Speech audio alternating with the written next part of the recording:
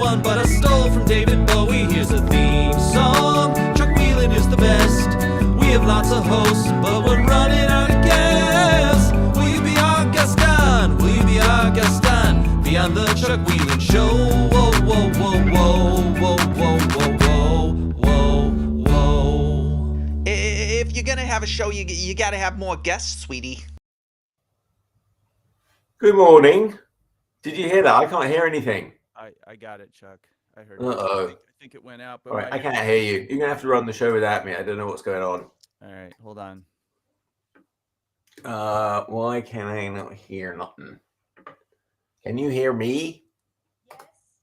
Okay, that's good to know. Okay, volume Can you turned hear up. Can you guys hear me? Right. Yeah, you're super light. Right, I'm going to try turning it off and on again.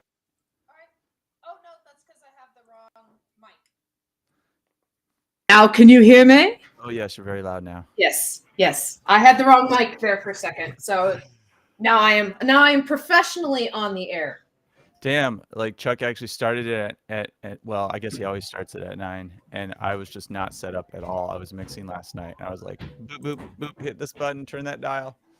Yeah. Yeah. I don't Just a think sec. I'm trying to get all my stuff signed in so that we have channels. Oh, cool. that- I'll just do the that- crit show. Hey, Yeah. welcome to See You Next Wednesday, formerly the Chuck Whelon Show, now currently the Chris Porro Show, until Chuck shows back up. So we're going to talk about the news I saw. It's not the news I know. It's going to be called the news I saw. The news I saw. The news I saw. So in news, the AI portraits thing going on right now, like that's kind of interesting. I know nothing about that. So you want to fill me in? Yeah, I'm trying to remember the name of the program, but one of the AI programs out there is has this thing where you upload photographs of yourself, pictures, and then you tell it different artists, and it will reinterpret your photograph in the style of that artist. And so it split the creative community because half of people say AI is a tool and it's a tool in the box and you use it, and I'm kind of in that camp. And then there's other people that say that this is going to replace art, that it's going to replace artists, that there's going to be no need to work with them because people can just type into a computer some image that they want. And I think there's an element of that that's going to happen. And then there's like another camp that's like, this is the future. This is where art is going. You can't stop it. And, it's like a Venn diagram. There's like crossovers of all of these opinions. I'm kind of over in the, it's not going to go away camp. So you might as well embrace it and figure out how to use it. But there's a lot of people that are talking about the fact that the licensing agreement for the photos when you use this software is a little fuzzy. And so they say that like, oh yeah, they're going to run filters over your photos, but they don't specify what a filter is. And this is a company that is known for facial recognition AI, and they make programs for like law enforcement and stuff, that when you're driving really fast and a photograph captures your license plate, they have AI that can extrapolate what your license plate actually is if you don't pay a toll or something like that, so that they can send you a ticket.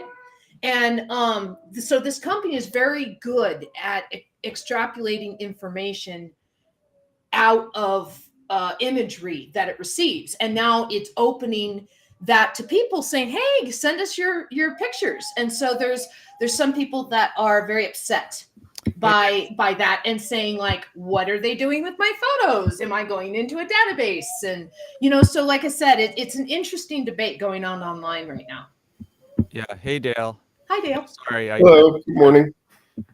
Chuck Yeah. was Dale in. I was like, oh yeah, I can do that. Yeah, I can't do any of that. I'm a guest. Yeah. I never used to be sensitive to the data collection thing until maybe 10 years ago.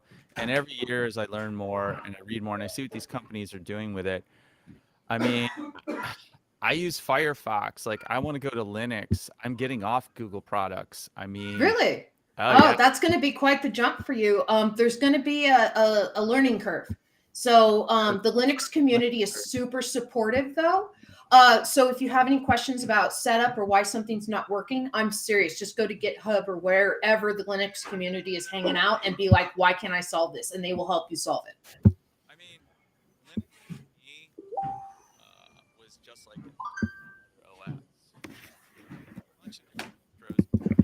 I'll just pick like the easy one, and I was up and running like super quick. But there is, it's a little bit more tricky than Mac or Windows, but it's not that big of a jump. But I still don't run it on a regular. The only time I run it is when I'm like doing crypto stuff. Like I've got a distro on a little thumb drive. I plug that in, and that's all the stuff I do with my wallet. Happy birthday, Annabelle. I know it was last month, but you ladies have a birthday. All right. Dale, what do you know about this AI portrait thing? You want to add? Well, I haven't been following it. Oh my God, what the hell am I looking at? Oh, nice hat. All right. I've been following the AI a little because the British illustrator. I'm wearing my Magma hat today. Is that what that is? AI. And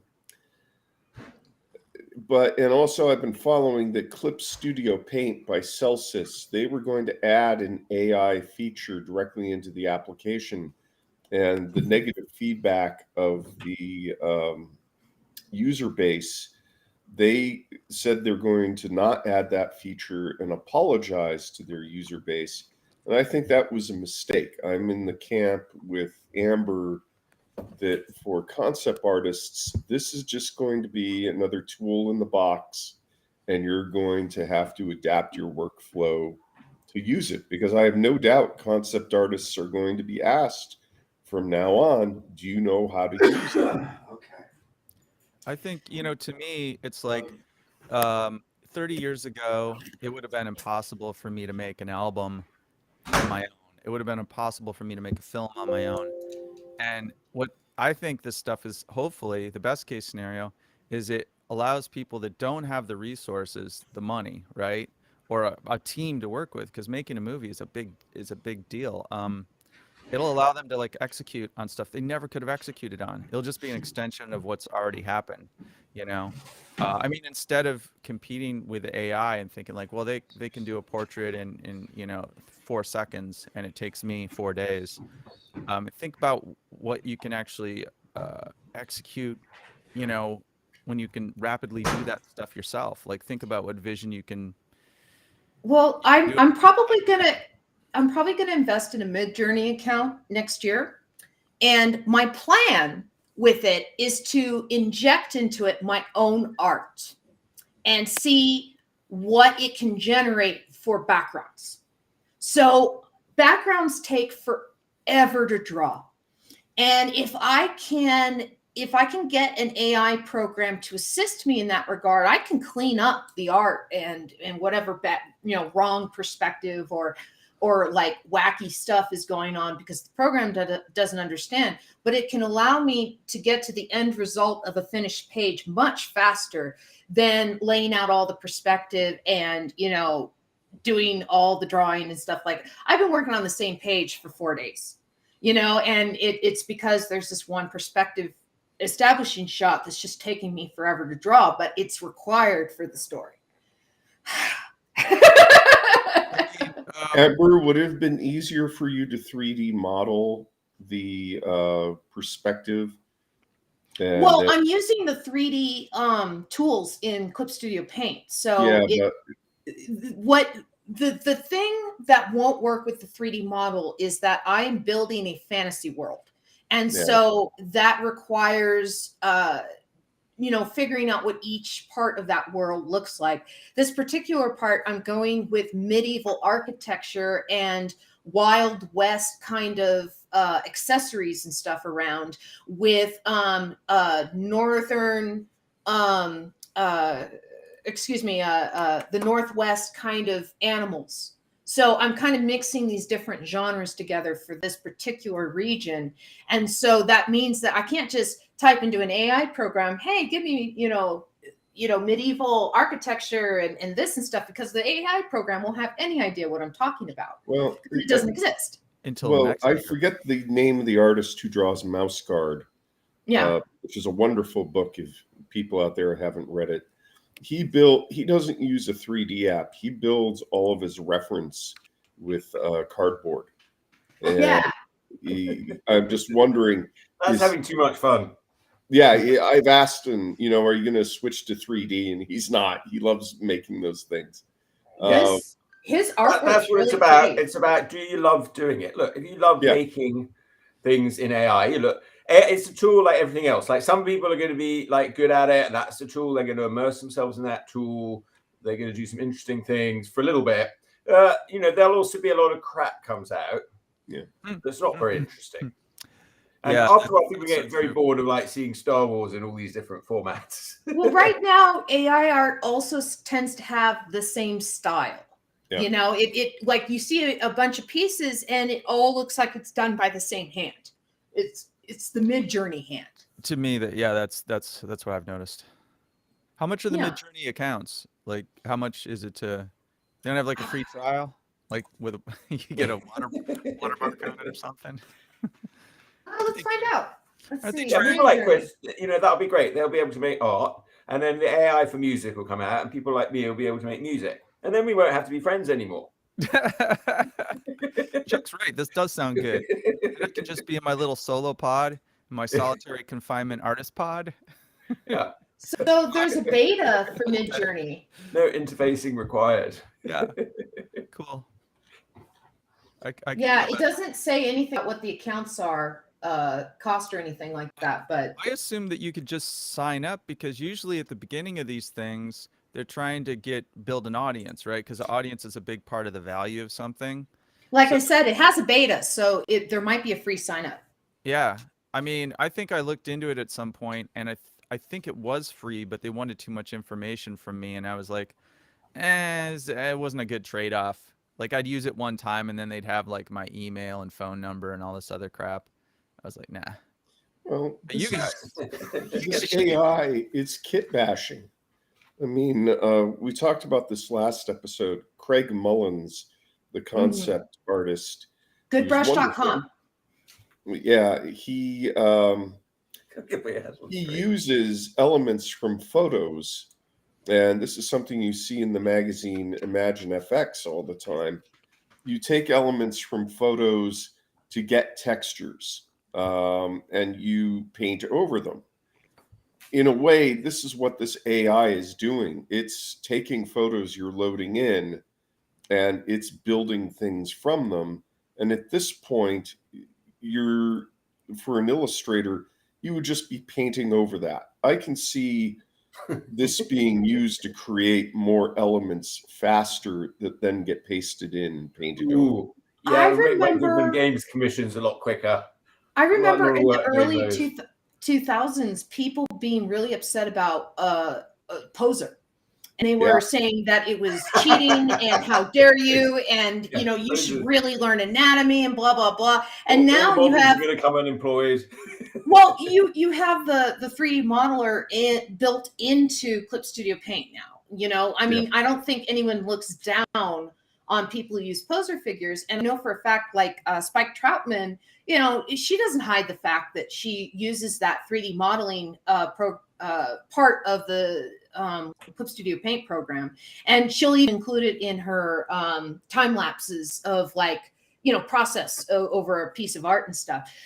Occasionally you'll see someone pop up saying, hey, you didn't really draw that body, and she'll just be kind of like, F you, I don't care, I'm making comics. The problem with Poser is when it originally came out, it was supposed to be a drawing mannequin. But what the audience who adopted it wanted it to be virtual Barbie dolls that they could pose and dress and photograph.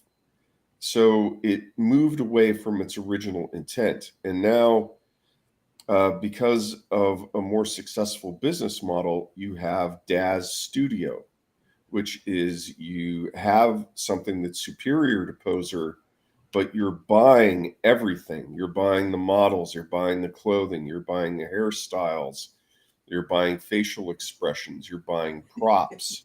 Sounds like a video game. You know, Wow. It's a way of setting up dioramas. Yeah, it says Virtual photorealistic dioramas. renders, largest 3D model library. Really interesting, really detailed. And it does say register now to get DAZ Studio for free at the bottom. Yeah, but then you end up buying the figures. Mm. That's what's killed Poser. Poser has gone through many owners. It's needed, it's useful, but DAZ, because it on the surface it's free, a lot of artists have moved over to DAZ. hey, I have an AI challenge for you guys. Okay. Here's the challenge. You guys try some visual AI, and I'll try out some music AI, and then next week we can just talk about it and show what we do or whatever. Yeah. Dale's not in. Dale, Well, We can put them together. Dale. I'm thinking. I don't want to be part of this if there's homework. There's no homework. It's fun work. I've been meaning to do this for years, and this is what will get me to do it. You know, with music and art, I think it would be really fascinating to see what the same prompts produce in both. You know, Well- so if I'm thinking like, you know, if I'm thinking dark metallic tool it covered in moss, right? That's going to produce something like a wrench that's been, you know, left aged and rusting for a while. But in a music program, it might produce something that sounds like the band Tool. So the stuff that I've looked at for music, the way I think it works, and I'll tell you next week because I'm going to do this finally, is you feed into it some chunks of music. You don't like, maybe you can feed in words too, but the stuff that I think that I understand is like you feed in chunks of music and it gives you like different like iterations on a theme. So what I think I'm going to do is I'm going to feed in maybe a little voice, maybe a little guitar, maybe some synth or something like that, and a melody, and just see what it comes up with. Because it could do maybe the background thing that you guys are talking about. Like it could maybe lay down some really cool ambient textures. And then I could, you know, in the what is it? Not the foreground, but in the melody? background. Like in the background, and then I could do something over it maybe, but we'll see. I've been interested in doing this like seriously. It's been almost 10 years since like the first versions of this stuff came out, and I was like, yeah, I really want to check that out. Because if it could help me finish a song, you know, in less. Well, I remember the negative response to autotune in the music industry, you know, and now it's everywhere. Yeah, and yeah, everybody loves autotune. Why don't we get robots to play sports as well? Like we've got the World Cup. Yes. Now. Why do we need all those boring human players? Why don't We've been waiting for that since the Jetsons. Like, kick the ball I around. want robot football. I watch Robot Wars. I watch them beat the crap out of each other, and until one's like sparking on its side. Yeah. I mean, that's robot MMA. I kind of feel like it's always been more interesting to watch people do it, because as a person, you realize like what it took for that person to get there. I don't know. Like, and then there's all the emotions and personalities around it. I just feel like, I mean, I think people will watch robot sports, but sports, I don't think will ever go away. No, people are more interested in humans than robots. That's my point. Yeah. Well, this was already brought up. We are, in essence, already watching robots.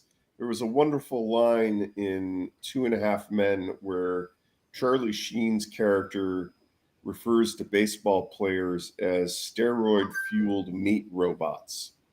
And I tend to agree with that. What about bears? How do they from the refer to wise bears? words of Charlie Bears Sheen. Also steroid-fueled meat robots. I'm That's sorry. a very basic description. What about an ant? Is that a steroid-fueled meat robot? Well, you know, we're talking about AI. You have to admit that we're simply just very advanced biological AIs. Nonsense. We're the universe's way of contemplating itself. No, we're just characters to amuse higher dimensional beings. That's the same thing. You're saying the same thing with different words. Now for a segment we call Far Out. Yeah, I mean, we're the universe kind of looking at itself and making Absolutely, that's all we AI. are. The universe is bored with the oneness of being. The oneness of being is incredibly monotonous. So the universe has found a way to keep itself amused by splitting itself up into all of us. And that creates endless amusement for the universe. It explains everything. No. Chuck, can you see? Can you? No, Explains why it does it in the form of a cartoon. We're simply one with enormous a great wiener cartoonist who wants to be amused. That's essentially the same thing. Well, I don't know. I feel like artificial intelligence and stuff is you can call them the creations of the universe, of us or whatever. You know, the universe observing itself, creating smaller little universes. You know, and that's a good little way of simulations. Yeah, and it does. Yeah, that's kind of what I see. We each create our own little reality universe around us. That reminds me of fractal pattern. Somebody's offering us a promotion. That's like fractal stuff, right? They're offering to promote our channel for viewers, followers, and chatbots. Yeah, we don't want to promote this channel. You're in the wrong place. Wait, Hi, I want to offer promotion of your channel, viewers, followers, views, chatbots. The price is lower than any competitor. Oh, really? Oh, wow. This sounds totally legitimate. Oh man, we got chatbots. We got bots. Hey, Tech Next. Yeah, hey, Tanak. We have an audience Here we member. go. Woo! Hey, Tanak, Yeah. do you think that the person on top of you is a chatbot? You know you made it when you get the spam bots. You know you made it. Yeah. Spam bots, you know you made it. Oh, Yeah. Whenever I do a very good Instagram post, I immediately get spam all over it. yeah. Yeah, unfortunately, the spam came from my channel, so I apologize about that. I hate to say this, You but got- you got we the don't popular really channel. have any evidence that Tanuk is not an AI. Tanak, He's not an AI. pass the Turing test. I don't think he is. And he's a very good one if he He is. could be part of a Turing test right now. Yeah, we have to see if he passes it. I forgot what the test is. I have to watch Ex Machina again. So The Turing test is whether or not a computer can convince you it's human. oh, okay. Well, Yeah, I you hate that ask movie. it questions and it answers the questions, and you go, "Oh, this could be a human." You know. you passed Tanak. You're not selling us anything, so that's my test. Yeah, that's a good way to start. Yeah. Well, first I'd ask it if it would go out on a date with me. I don't know. Is I'll see it if it a turns up. That's single my Turing test. cougar in your area? I used to get those a lot. Cougar. Yeah. There's you know, a very strong modding community in GTA 5 and Grand Theft Auto 5. And so one of the mods that's created is called the Chaos mod. And so like every 30 seconds, something weird and random will happen. You know, characters are clear and invisible, gravity will go away, whatever happens. But one of them is called Hot Cougars in Your Area. And it's a bunch of the Puma Cougar models that just come out of nowhere and attack you. Yeah, it sounds like my girlfriend's house. I grew up with a Cougar. We had a family car that was a Cougar, a '74 Cougar. It looked like what's her name, DeVille from the 101 Dalmatians car. It was like all hood. Yeah, Oh, yeah. Cruella DeVille. Cruella DeVille's car. Yeah. Cougar. That's funny. Oh yeah, I never saw that Cruella movie. Is it good? It looked quite good. I like Emma Stone.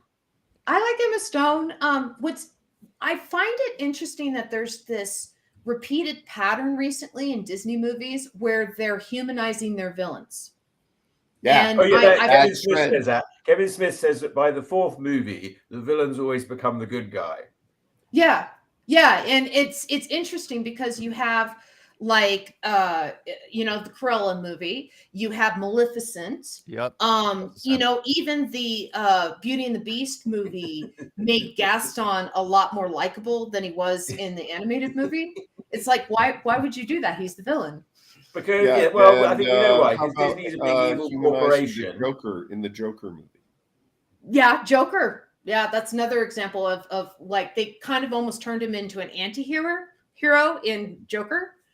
And it's like, no, that guy's a psychopath. Like that's always been that character. Disney. Yeah, I think they sort of tricked you. They wanted you to think he was an anti-hero, but then at the end you realize there was a reason he was on the medications in the first place. Yeah. Yeah. right now there is a trend in media, in the news, to make evil acceptable. Hmm. And Disney for Yeah. years has been trying to promote that royalty versus a democracy is the way to go. Yeah. And that's one of the Cannibal reasons why royalty they bought feeding Star off the rest Wars. of us. Hmm. I mean, I feel like royalty works out really well if you're royalty, but for most Yeah. people that aren't royalty, it works out pretty poorly. So I'm against it. I'm gonna go on record here. I'm against us having a king and a I queen. started watching the latest season of The Crown, and it's sort of getting more and more like spitting image as it goes along. I mean, basically now they're just doing the spitting image versions. I just want to know who was the first person to convince a bunch of serfs I got divine right. Right? The You one But that that- goes back to that very ancient times, though. You know, I don't think they talked when him people into didn't it. know anything. Well, I don't you think know, it was like a speech. Like I think it was like a pitchfork. they must have had guards. They must have had like some kind of security force, to bring law to the land, but it's their law. And then they're like, boom, God wants me here. And everyone's like, okay. There's a good William Golding, who wrote Lord of the Flies. He wrote a number of other very interesting books I read, and they're all sort of kind of anthropology based. Mhm. And one of them's like about a sort of Egyptian pharaoh who's kind of really, really stupid. That's quite a good one. Well, I mean, if you study anything about Tutankhamun, the guy had a club foot. He had effeminate hips. It's possible that he died from a leg infection. And, because he had a really bad injury to one of his legs and stuff. And then he married his sister, and he had years of inbreeding up to that point. And there's some theories in, archaeology and anthropology that he was probably mentally not there. And he probably had priests and stuff kind of doing the deciding for him. I think Disney will do a version of Star Wars that tells the story of Luke and Leia before they figured out they were brother and sister. They'll probably do that. Yeah. Sooner or later. Got to keep that blood pure, focus that blood.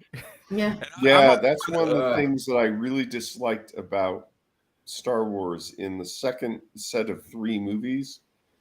Rather than the Force being something that you learn, the the Force midichlorians became something that you were born with midichlorians. So in the expanded universe, the writers of the expanded universe, which existed before Disney bought it, they didn't like that either. And how they explained that was that the midichlorians were creatures that lived in the wake of your reaction with the Force. And so that's why they tested it, is they weren't testing the actual Force themselves, but a symptom of your Force sensitivity.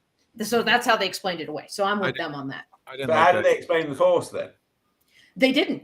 It's the Force. As soon as they started testing, testing, a perfectly good explanation like metachlorians, and then they just throw it under the bus. Wait, I thought there's a bunch of people complain about it. I thought this was kind of like a blood test for how much Force you had in you. It was like, Yeah, and that's just it. Is they're testing the midichlorians, which are creatures that exist in your wake with your contact with the Force.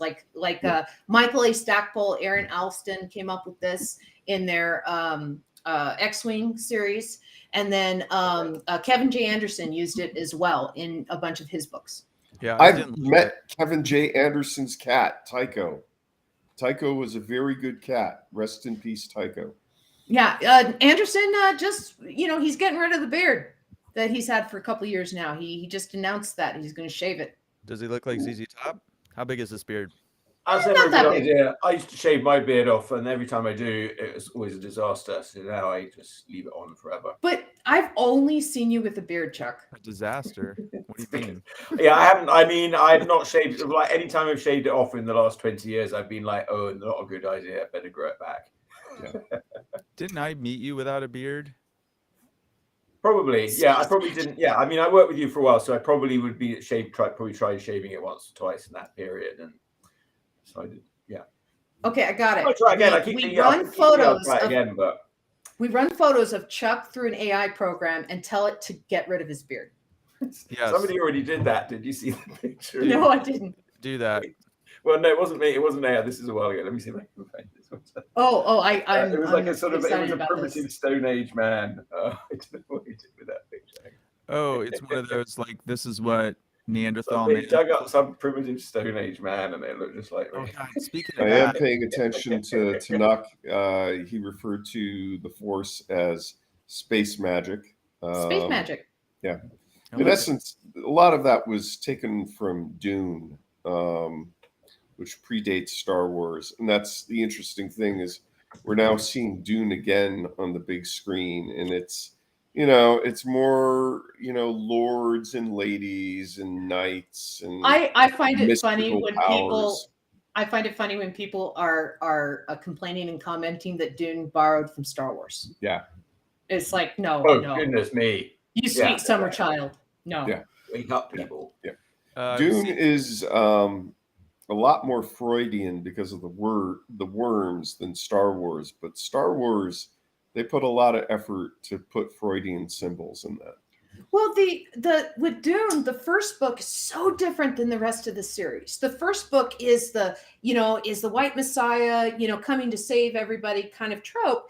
And then the rest of the series is how messed up that was. And right, he's not that great of a messiah anyway. Yeah. No. I mean, one of his kids becomes a worm because he sees in the future that he needs to have humans evolve to a point where he can't see them in the future anymore. Yeah. And so when the clone of Duncan Idaho, and then I think one of his grandkids kills him, he's like, yes, this is what I wanted. And it's he's one of his descendants. Yeah, one of the relatives. Yeah. Yeah. Well, yeah, Dune, that's what he wanted. That's part of his big plan. I love it. God Emperor of Dune. That's my favorite one. Dune, crazy. Dune proves that in sci-fi, wieners sell. Did you say wieners excel? No, if you want to sell your sci-fi, you want wieners. And you look at the movie Alien, which came out, I think 1 year after Star Wars. Look at the design of the alien by H.R. Giger. That's just Giger, though. Yeah, because you need wieners sold. Well, I also don't forget there's also the rape trope in Alien. And he knew that if he made a feminine looking monster that could rape a man, it would eat at the psychology of guys that watched it going, oh my gosh, I'm not safe. So, I mean, that's just Giger. I'm going to show you this primitive Stone Yes, Age kids, man. if you're out there and you I want to see it. Familiar with the artwork of H.R. Giger. Okay, I'm ready. That stuff's cool. I don't know. Some people think he looks like me. Wait a second. That's you? I got to come back. Some people think so. I got to get back to. Damn it. I got to get back to the browser. Like, I could see the cheekbones, maybe, but his eyes are eyes different. look like me. A lot of people telling me they thought that looked like me when it came out. Well, what about the eyes? Yeah. The eyes are. Yeah, dude, that could be like your descent. That could be your ancestor. Yeah, it's my like ancestor. He looks British. Pretty sure. Yeah. Either that or the person who made that knew me and wanted to have. It's not very flattering.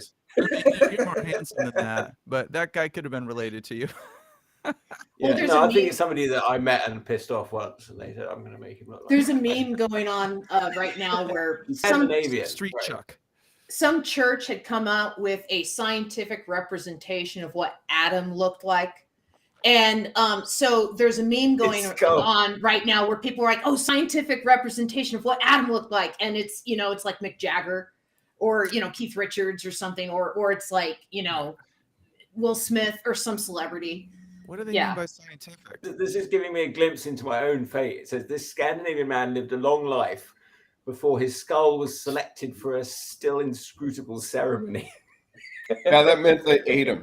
I'm going to end with somebody performing a ceremony on my skull. Yeah, that meant they ate him. The skull contains the gooey bits that are tasty. He's somewhere in his 50s. Uh-oh. That's us. Yeah. Not me. Not you yet. Dead by then? Didn't call him. Yeah. It's very fascinating site to work with and yeah. quite complex, said Frederick Hallegren, director of the Canon Georgian project for Sweden, the Culture's Heritage Foundation. Yeah. Well, That's interesting. That's cool. So you're apparently immortal or a vampire or something. Yeah, they found my previous existence, but they haven't uncovered my plot to undermine America yet. Watch out for werewolves if you're a vampire. Werewolves can kill vampires. Okay, what's going on? Or wear bears.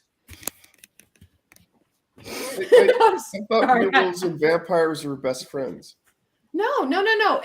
Okay, remember that really bad movie Van Helsing with Hugh Jackman in it?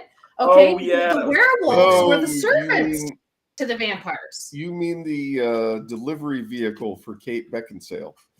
Yeah. Yeah, it was like Kate Beckinsale in a corset and then a whole bunch of stuff happening. Yeah.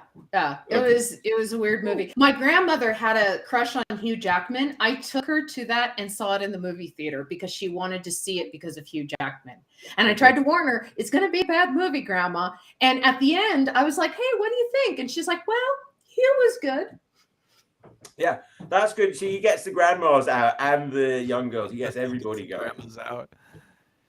Yeah, I did not want to see the movie, but my grandmother wanted to, so I took her. Wait, did she get into him from X-Men? She liked Wolverine? No, she liked him from his Broadway work. She saw him in some that's what I was play. guessing. I was being facetious when I said I'm sorry. I thought you were asking a serious question. No, she saw him in some play on Broadway when she visited New York, and she was just like, "Oh, I love this." Yes. Oh, Well, I'm sure some She was just, grandmothers like "Oh my Wolverine. So God." he's very popular. Yeah. he's Yeah, super so popular. he's actually doing The Music Man right now on Broadway. He's dead to me. You don't like The Music Man? No, Hugh Jackman. There's a multi-level marketing scam that involves essential oils, and he was promoting it at one of their big get-togethers. And I'm adamant against multi-level marketing. So I did not know that. Even the fact for that he essential took that oils. job, But he's essential dead to oils me. are essential, Dale. How Yeah, you can you have even to get have them some if else they you didn't can have a multi-level but at least you marketing can. program? You know, I'm- there's a scene in She-Hulk where Titania is stealing the She-Hulk name for her new product line, right? Yeah. And so She-Hulk goes to look at the products, and one of them is like snake venom, blah blah blah, and she's literally selling snake oil. Yeah. Yeah. Good for you. Well, okay, so I like She-Hulk. I am unapologetic about that. I have not seen it. I thought it was cute. Well, I saw the first episode. I watched it with Tina. Even Tina quite liked it, but then when I said let's watch another episode, she was like, "No." Well, the first episode sucks compared to the rest of it. It really picks up in the second episode. All Wait, right. what's Well, her- I might go back to it. We haven't dipped into Disney for a while. I've got to see all of Andor as well. Yeah, Andor has been getting really good reviews from people I respect. And then it's been getting bad reviews from people I don't respect. So that tells me that it's probably pretty intelligent. Yeah, well, I read Roger Ebert or someone wrote that it doesn't, the reviewer has to just have a consistent opinion. So you know what your opinion is relative to that reviewer. So yeah, if you don't respect them normally, then you know if they don't like it, maybe I will. Yeah. You know, and Roger Ebert was smart enough to look back at some of his reviews, with another eye and say, I called this one wrong. And this one grew on me, or I was wrong here. And not a lot of critics are willing to do that these days. That's too bad because nobody gets it right 100% of the time. Like nobody does. Even the best Yeah. people in their field get stuff wrong. Yeah. But everyone's a critic, I was going to say. That's true, especially in today's day with Twitters and Instagrams and the Facebooks and the socials and the TikToks. We have a world of critics. The chef There's guy. a Facebook group called the Incredibly Strange Film Group or Film Club, and they were talking about Blade Runner, and I told them that I thought the two Blade Runner films were awful, and man, the fanboys went after me rabidly. Yeah, they will do that. Yeah. Yeah, What you got to do is specify which version of Blade Runner sucks. Because the one with the narration sucks. Yeah, Right, number but- 67. That's the only good one. What? Yeah, Is it a but director's cut for the old one or is it the new one? Which one is it? The No, director's the most cut. recent one, the director's ultimate. I gotta let my master. cat in. I'll be right back. Show us the cat. So the old one has a narration over it. Is it Harrison Ford? Yeah. Uh, It was Blade Runner didn't do well in the box office, and Ridley Scott wanted to release director versions. And at the time in the 80s, there were a number, that was kind of a trend. You had, because they wanted to sell this on VHS. So they needed some way to sell the original version and then another version to the rabid fanboys. Dune did that as well. There were any number of Ooh, yeah. There's a great directed- Dune cut that was Yeah. only shown on TV. Yeah. The Alan Smithy name on the front, and it's longer, and it has all this extra stuff with the Fremen, and it has like a not a very well done intro, but with some nice with some paintings and stuff. Yeah. That sort of gives you a bit more of an overview. But they obviously meant to do it better, but never did. But yeah, that one's actually the best version. You know what this reminds me of, Dale? It's the narration you see in some of these noir movies, because this kind of is a modern noir, or however you want to look at it. You know, when the detective's like, narrating over like, Yeah, Dragnet. yeah, Mhm. yeah. And type that of- was the producer's plan with the narration.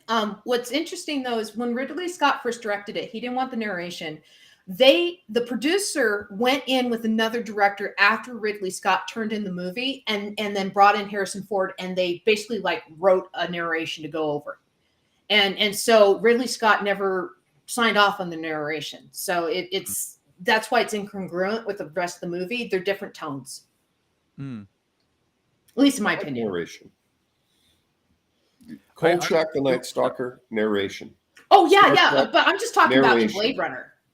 Dragnet, narration. Yeah. If you want to make something good, you have narration. What's Comic books have a lot of narration. What about Maltese Falcon, no narration, still good.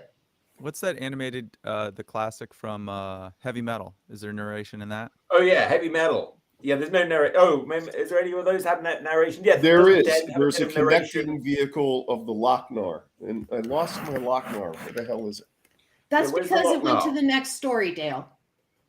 No, it probably just fell into something. No, I already went to the next story. Yeah. You know, I get a multi-dimensional It's artifact and I devastated lose you, the damn Dale, thing. and it's gone on to Oh, here it is. ruin somebody else's life. Oh no. Oh, there's It's, your it's love still card. ruining your life, Dale. Having the Lochnar is not a good thing. It causes it's a nuisance. Doesn't that help you people like track your body motion? So, is that I No. can't tell if that's spherical or not. Oh, it is. Okay. Yeah, it's spherical. It's just green. I'm just going to give it to Huey. Huey's used to this stuff. Where's your cat, Amber? You guys have, Which one? I got 3 of them. We'll bring one on. can you So juggle? the Lochnar is listed as a villain. All right, I'll be right back. We'd like to see Oh, this she's Film's villain's misunderstood. wiki. cat It's the juggling. main antagonist of the '81 film Heavy Metal. Hey, Okay. Okay. Yeah, it's considered an antagonist. Yay! Cat. That's appropriate, Dale, because you're like my antagonist. I'm this not is an Bruce. antagonist. You're telling me to use Clip Studio Paint. Does he need whiskers? I'm more of a laziest. Trying to Laziest? convince me that I live in a cartoon.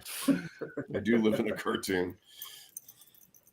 That's very dangerous. You shouldn't tell people like me that I live in a cartoon.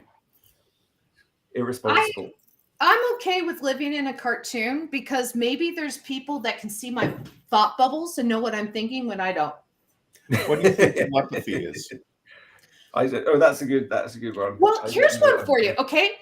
When someone's staring at you and you can feel it, what is that? Well, I mean, my first question is like I've heard about this, but like, is it real? It's Like, totally real. I'm an artist, right? So I'll stare at people and draw them like out in public, right? And they always know. They'll find me. They will look around and look at me and go, why are you staring at me? They can feel my eyes on them. See, I You wonder. remember the early cartoons, Amber, where they would draw someone as staring at another person with those dotted lines? Yeah. Yeah. Yeah. Oh, They're I did one feeling with that the dotted other day. lines. Wait. I did one of those the other day. There's a Here you go. really interesting lecture on the YouTube channel Religion for Breakfast that came out last month about the evil eye. And it talks about how ancient philosophy was Ooh. that seeing was a touching sense rather than a passive sense. And so that they believe that like beams would shoot out of your eyes and like touch things, and that's how you would be able to see them. And so they thought that when someone would look at you with ill intent, it was the evil eye, and it would cause bad stuff and bad juju and stuff to you and stuff. So those dotted lines are kind of reminiscent of that old evil eye thinking, that old philosophy before we realized that light came into the eye. Amber, I was watching something the other day on octopus. And you know how octopus can or octopi, I guess, they can mimic stuff in their surroundings. They can blend in visually. Yeah. So they did tests on this octopus in the dark with no light, and it could still like mimic this thing that it wasn't in contact with, and they were trying to figure out how it did it because it didn't seem to be doing it visually. Yeah. Which would be the obvious way to do it, if you like for a human. So Yeah. how did this octopus figure this thing out? Well, on that note, mantis shrimp have 19 different bars and cones in their eyes, and they have no idea what they register. Yeah, right. So they're probably seeing stuff that there's this idea with like animals that migrate that do this migration, that they might actually be seeing stuff outside the human visual spectrum. They might actually see like the magnetic the EMF field around the planet, in which case you might see like some lines telling you, well, go north. Okay. Well, go a little bit further west, What's that? Ley lines. Ley lines, yes. Ley lines? What are those? There's supposed to be lines of energy around the planet. And you never heard of ley lines? I mean, there for sure are, because there's a big magnetic field around the planet, That's like ley lines are supposed to be paths through the landscape, and like druids were sort of aware of them, and they would put up, the stones and stuff were supposed to sort of lie on ley lines and enhance ley lines. In the Bay Area, the Winchester Mystery House and the Mystery Spot, they're both lay on intersections of ley lines. The Mystery Spot's really cool. I've been there. I haven't been. The last time I was at the Winchester House is really young, so I haven't been there in adulthood. But the Mystery Spot was really cool. I mean, there are these fields that naturally occur around the planet, and I've heard stuff about cattle will only sleep in certain spots, and it's where the energy is good, so they'll all figure out where that spot is, and they'll sleep in that spot. Cattle will only eat facing north or south. They've determined this with a computer with satellite imagery. That's hilarious. I mean, what's up with that? Is it like they have to align with they're aligning with something so they can digest better? Or what does that mean? They're trying to get the sun on one side of their body? Let me find the report for that, because that was actually pretty cool. Somebody studied this. A lot of these animals we thought were stupid, we're finding out aren't quite as stupid as we thought. Here's cows are pretty stupid. They don't have to do anything. They just laze around, eat grass, and once in a while get eaten by humans. They're not going to survive very long if we all That's become what we vegetarian. recognize as cows now. If we all go vegetarian. Remember, cows, horses, these are things that we bred into servant animals that still have some genetic memory of what it was like to live in the wild. So some of these behaviors we're seeing as remnants of things that they are remembering as being Here's a link to the study. Prey. Yeah, and so there's a link to the story that for whatever reason, cows tend to face north or south. So I don't know if it was an instinctual thing, if it was to measure the light in the sky for them. I don't know. Well, I mean, we need to get Heinrich Burder on the show. Sometimes I wonder that's why people might love camping and hiking, because there's so much ambient EMF in cities, and that they can't really tune into the natural EMF of the planet. And when you go outside the cities and you lay on the ground, I mean, there's this whole thing around earthing, you know what I mean, and grounding yourself, and EMF health. Is he from Duisburg? So I should just mimic the cows. People don't. Thank people you, don't take. People don't take EMF exposure very seriously, and there's a great deal of commercial and government reasons why we're encouraged not to. Oh, it's for real. There's It's not- an interesting yeah. Japanese term called forest bathing, and it's Shinrin Yoko. In Japan, we practice something called forest bathing or Shinrin Yoko. Shinrin in Japanese means forest, and Yoku means bath. So Shinrin Yoku means bathing in the forest atmosphere, taking in the forest through their senses. So it's a really old concept in Japan that you need nature to balance you. Yes. And so like people will be like, yeah, I got to go forest bathe, and that, you know, and they'll be in the country all weekend, and people are like, okay, they're reconnecting with nature. That's cool. I mean, it seems like everybody in the Bay Area, like hiking, is one of their favorite activities. You know, Yeah. whatever you get from that. You know, Denver, everybody is very active. Like they like skiing and mountain biking and running and 5Ks and hiking and all of it. Yeah, that's Yep. a side effect of the denial of mortality. Once you realize you're going to die, it's easier to just sit around. oh God, I must have realized I must be at peace with my mortality then. Yeah. Not just tired all the time. No, but, like you're right about this effort to not let people. There's an effort to downplay the role EMF has in health, and it's been going on for decades. There's a 1996, I think it's 96, telecommunications bill, which allows you to protest the siting of things like cell towers on a lot of different grounds, but not on health grounds. So when the school, my daughter's school, they're going to site a tower like right next to it.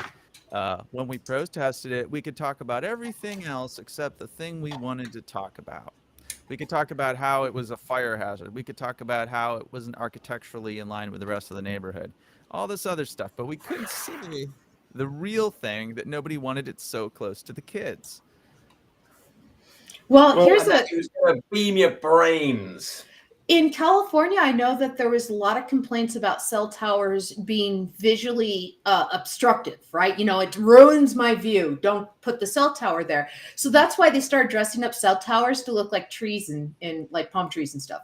They they're don't do that good, much some of those, anymore. yeah, they look like- Really? Oh, they used to. Yeah, they did it at first when there was a lot of antennas sticking out of the tower. Now the towers are just a cylinder going up and then a little larger diameter cylinder on top of it. So they don't bother to hide them anymore. There's a bunch at the top of Bernal. And it's funny because you get to the top of Bernal, which is like I'm kind of like I'm on the base of like Bernal Hill. So you get to the top of Bernal Hill. There's all these cell towers and stuff up there, and there's a fence around them. And the sign on the fence says, if you get on the other side of this fence, the EMF exposure that you might get might possibly be harmful or has never really been studied, so be cautious. But when you're on the other side of it, you're cool. Yeah, when you're 2 inches away, you're fine. You know, 3M in Minnesota, in their Scotch tape factory, once created a field of static electricity so strong, you had to back out of it. You could not turn around. You couldn't push forward, and you had to back out of it. Like Did they use simple. a really big balloon and a cat? Well, what they did was now they have like little things that go over the tape as it's being produced to get rid of the static electricity, but they didn't have that at the time, and it produced this field. And so let's see. Hey, static electricity in cats is not a joke. During the winter, because Huey is so fluffy, he builds a charge just walking around the room, and he'll come up to you because he's a friendly boy, and he'll zap you on the leg, and it hurts like hell. I've gotten static electricity shocks in the winter that were, you know, more than you'd think. Like, Yeah. it's I more mean, than you'd think. here's a link to the article. Well, who knew static electricity was such a menace? Oh, it is. It's such a menace. But yeah, When I here's a was- link to the article. Like not so much. Wow. in So they San created Francisco. invisible, like that's great. Don't we, the military need that? The military need invisible walls. Did the Yeah, military they're already totally has- the they're military totally already exploring that. has- It was strong enough to prevent hum. Mhm. What's that? What's hum? What's Just hum? the hum of the machines. No, I think it cut off. The invisible Oh, wall prevent was strong humans, enough to okay. prevent humans from turning around, I think. But it was cut off. But yeah, there's a link to the actual article about the invisible wall and how it was created. It took them Yeah. like 3 days to figure out how to get rid of it. That's insane. That was Yeah. one of the things that I disliked working in a warehouse. Is static electricity is such an SOB that you would end up after unpacking shipments for the rest of the day, you'd be covered in packing peanuts. You could not get rid of them. The thing I didn't like about working in a warehouse was it's incredibly boring.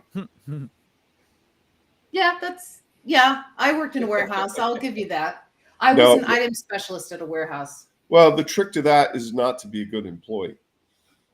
Yeah, I wasn't. Neither was I. So wait, is this thing about the 3M factory? It almost seems like people have are like polar or something. Like you had to back away from it. It almost seems like people weren't like uniformly charged. Like your Yeah. front or your back had a different charge to it. Am I getting that right? I think it was just because the electricity was so prominent in this area. I think it just kind of froze you in place when you entered it.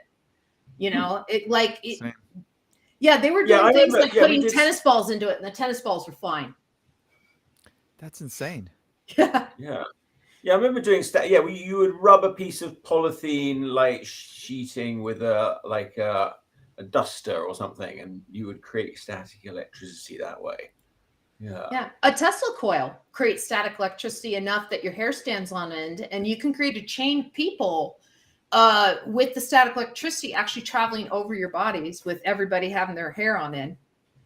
Now Tesla thought he was going to be able to make energy just come out of nowhere and travel anywhere he wanted it to go.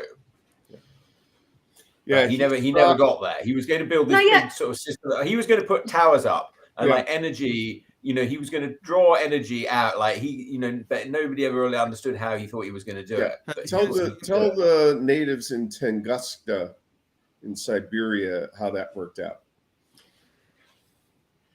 How did it work How out? did it work Not out? well. Tesla killed I don't know how many hundreds of people and knocked down a forest in Siberia with those experiments.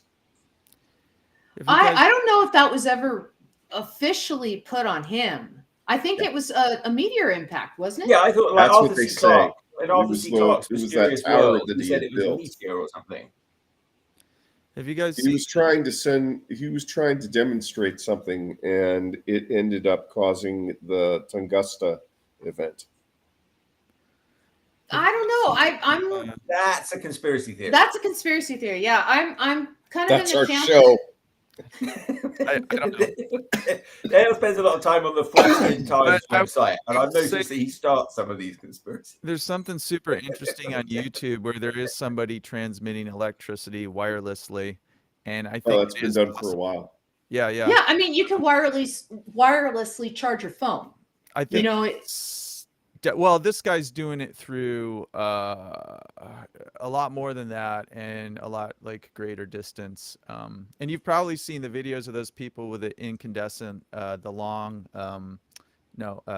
phosphor. What are they? Neon tube. Yeah, you've seen the stuff under the power transmission lines Yeah. where they're Yeah. they're lighting up this light and they're maybe like 50 feet underneath the power transmission lines. By the way, I wouldn't recommend doing that for days on end. no, there's a Tower Road here in Aurora has a bunch of power lines along it. That's why it's called Tower Roads, because there's power towers. Yeah, when you walk underneath, you can hear them buzzing. Yeah, and also there's this stuff about like kids getting things like what's the blood cancer? Leukemia. Yeah, leukemia Yeah. clusters around power transmission lines. It's not something you want like tons of exposure to. Yeah. Also, I'm like, man, don't put your cell phone right up against your head. Like, so I'm always telling my daughter, like, don't do that with your brain that's still half baked. You know, us older people, it's a little easier on us, but I still don't do it. Aren't you wearing headphones right now? I mean, Yes.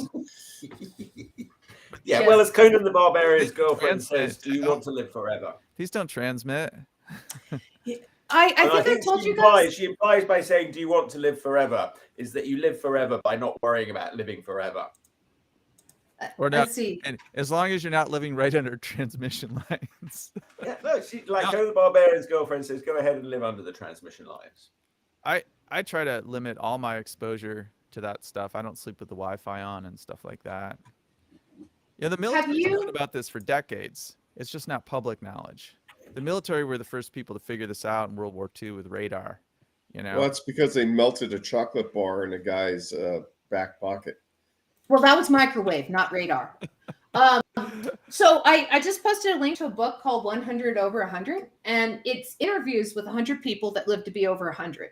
And the one thing I pulled out of this book is that there's no formula for living a long life aside from just not giving a fuck. And not dying. The thing And that not they all dying. have in common is they're not Yeah. dead.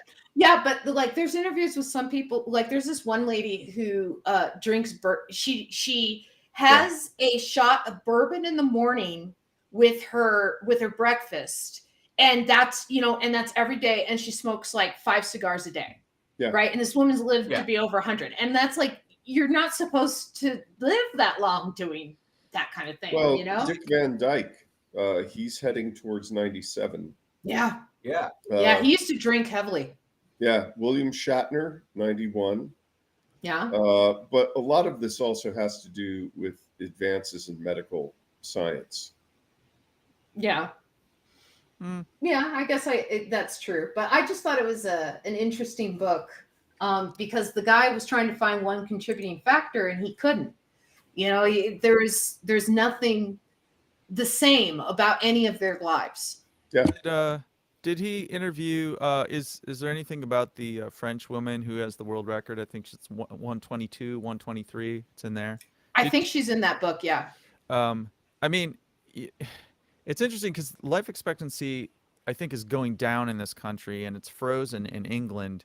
And at the same time, there's billboards up. I find this really curious. I saw a billboard around San Francisco that said, if you were born after this date, like maybe someone my age, your chances to living over 100 are like much greater. Well, this flies in the face of what's actually happening with life expectancy. My understanding is it's actually going down a little bit in America, and it's frozen in Great Britain. It's not advancing. And I mean, like people that are 100 today, right? They grew up with like completely different food, completely different environmental issues. Like their formative years were in a completely different world. Like the stuff that screws people up, they were getting screwed up by completely different things, maybe better things, or maybe not as screwed up. I don't know. Well, don't forget they had to enrich flour because when they created kind of modern flour, they got rid of all the shells and everything of the grains, and so a lot of that, the nutrients that existed in things like bread weren't there anymore, and you had people getting sick in the early 1900s, 1910s, and 1920s, and so the FDA made them enrich flour to put some of those nutrients back in the flour. And so that's why we have enriched flour now. I mean, we have better opportunities to make better choices now, but that doesn't necessarily mean that we're going to do it. I mean, like living to old age. I mean, yeah, you need to eat right, being flexible, being able to shrug things off is very important. Like you got to get up and recover from the punches. Yeah. These are some of the things that are quite important. Well, the other thing is you have to have the ability to economically, depending on where you live in the world, you have to be able to survive economically. You have to be able to afford shelter, afford food, afford basic medical care, and also afford enough of a life that you don't dive into depression. One of the biggest threats health-wise to men as they go into their midlife crisis is suicide. I'm not having a midlife crisis. We never said you were, Chuck. He We does. never said you were. I'm not Protesting wearing a Bush. bear mask and a Magba hat. Well, you're wearing a Make America Great Britain again hat. I've been having a midlife crisis my whole life. I'm like, Well- when is it going to end? The thing is, the three of us, we don't have the money to go through the full midlife crisis. I had a friend of mine go through his, and his problem was he loved his ain't got wife, time for that. and he didn't want a sports car, and he didn't want a boat. So those things that would normally kill you, a trophy wife, or a sports car, or a boat, he avoided. My wife might still kill me one day. I don't think so. She's quite nice, but you know, I'd I do say, push her sometimes. I'd say Ian. If that happens, you know, If that happens, yeah. Ian's She's gonna have 7 some years help, I'm older sure. than me. Ian's 7 years older than me, and he kind of went through a little bit of a midlife crisis just before Annabelle was born. And how he dealt with it is he joined a band with his friends. That's a healthy way to do it. Yeah, so they get together and they play covers, and occasionally they'll play like a bar or something. You know, they're not trying to get famous or anything. They're just trying to have fun. Yeah, that's a healthy way to do it. Yeah. And also, it's like a more like financially responsible way to do it than the car. yeah, it's not like going out and buying Twitter. That way too. Yeah. Oh my gosh. Oh, the train wreck that is Twitter now. Yeah. Oh, that's. Is it though? Because I mean, I'm still getting things. People are sending me things that come from Twitter. Yeah.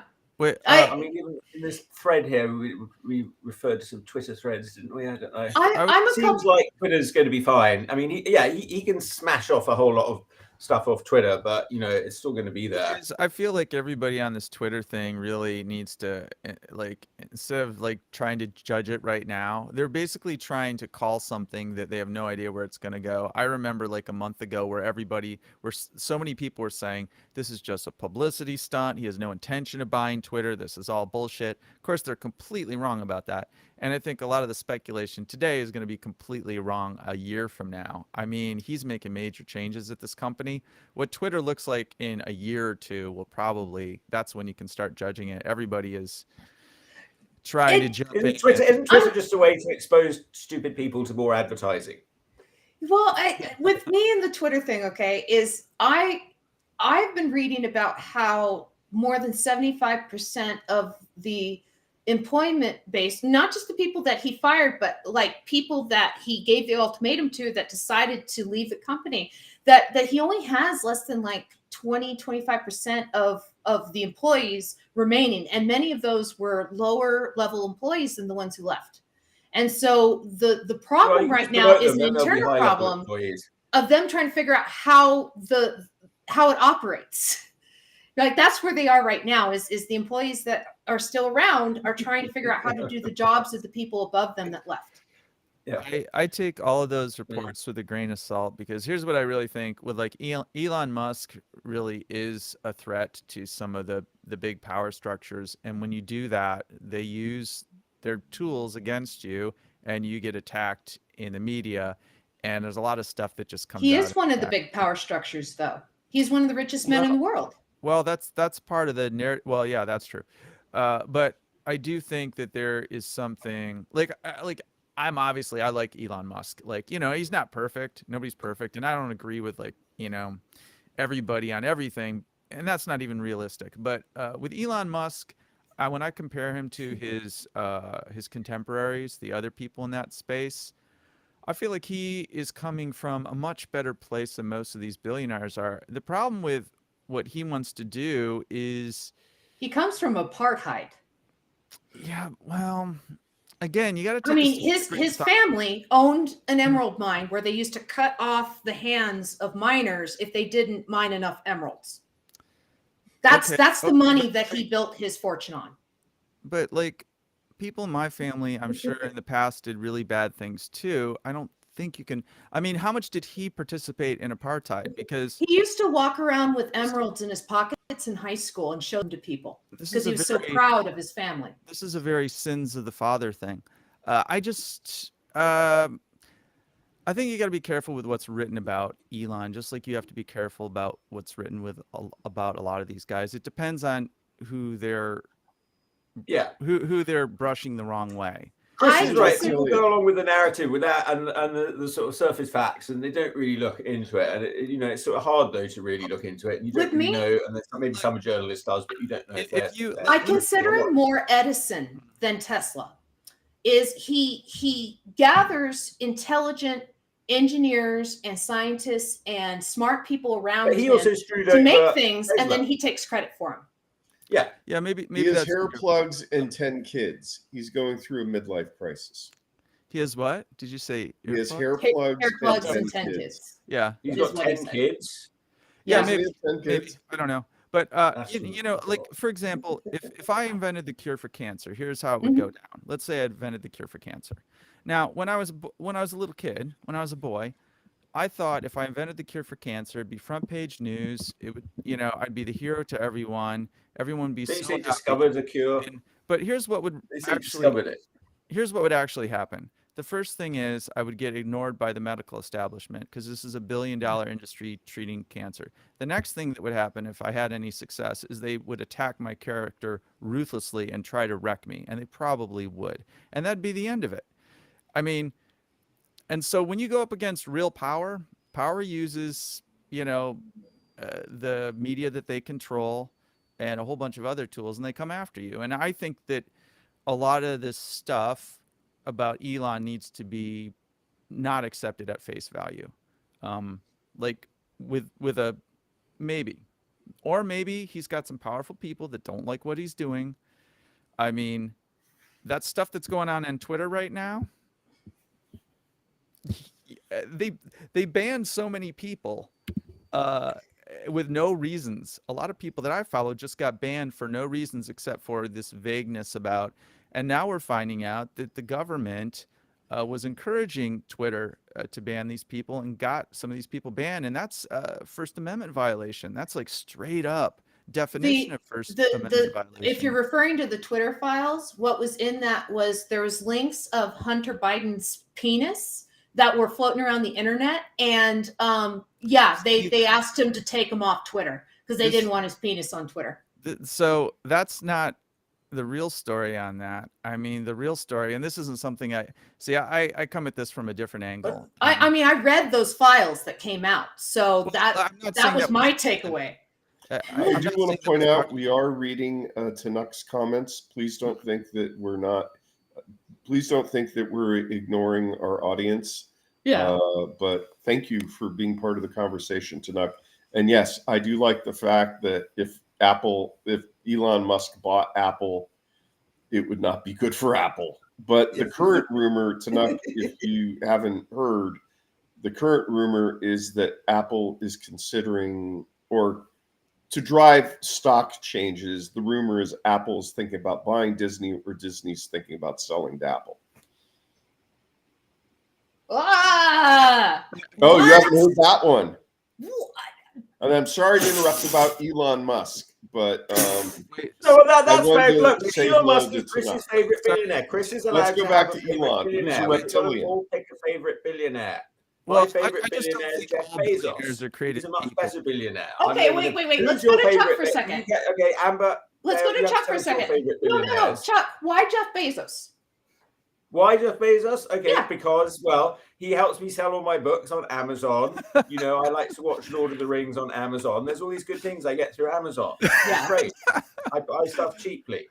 Chuck, That's my favorite billionaire. He's nice. That He's sounds nice and like bald, so you don't have to worry that he's like hiding something with a weird haircut. Before he got weird and racist and white is right kind of bullshit, I like Notch. But then when he got weird and racist and was throwing like the Hollywood parties that everyone was going to, and he's like, I'm so lonely. After selling Minecraft, I was like, fuck that guy. Was not a billionaire.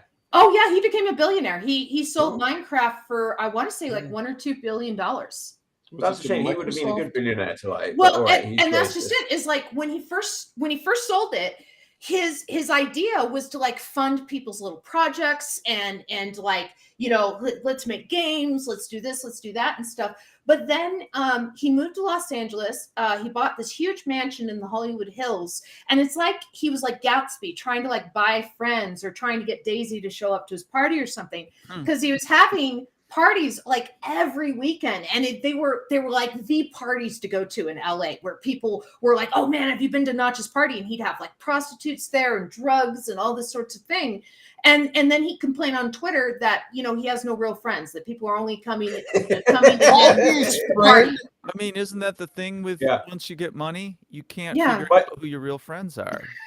By the way, you guys, by the way, your prostitutes and drugs will be coming soon. But okay, but Notch then started like doing some you know, like hyper racist kind of comments and stuff, where you know, anti-Semitism and you know, saying that like you can't be white anymore and shit like that. It's like it's like, you know, Notch, you're wrong. Shut up. Okay. You have all the money in the world. Why are you? How old is he? I want to say 40s. Let me see. Okay. Age of Notch. Old enough to know better. Yeah, everybody's a Nazi. No, this is important. He's 43.